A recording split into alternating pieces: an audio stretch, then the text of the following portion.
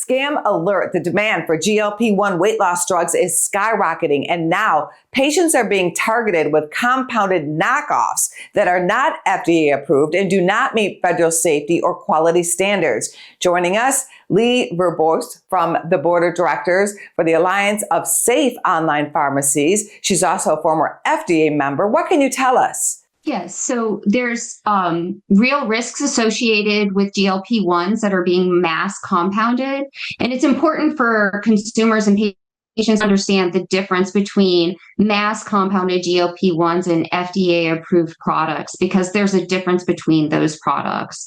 Mass compounded products are being created, and those are knockoff products that are untested and unproven drugs that include potentially unnecessary ingredients like B12.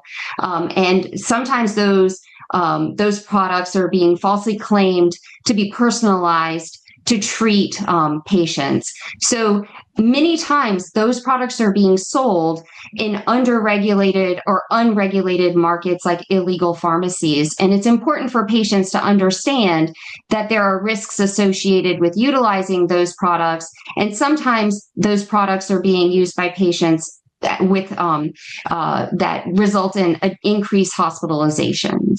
Well, that's scary. Why are compounded drugs allowed if they do not have FDA approval? And people are desperate to get their hands on some of these medications.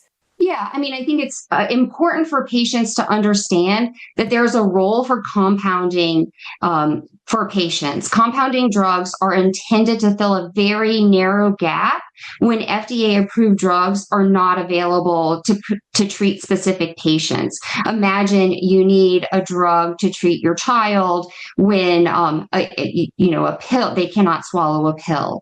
So right now, mass compounders are violating FDA rules by mass producing GLP-1s and pretending they're personalized by adding products like B12. And they're selling these many times through these unregulated or underregulated marketplaces and falsely claiming sometimes that they're FDA approved when they're not.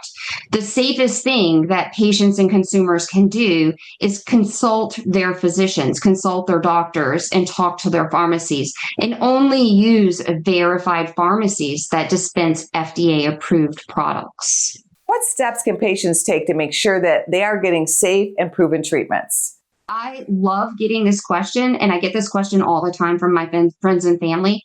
Patients should always talk to their healthcare provider and only use verified pharmacies. To stay informed, patients should look at the Alliance for Safe Online Pharmacy website, and that website is www.buysafrx.pharmacy.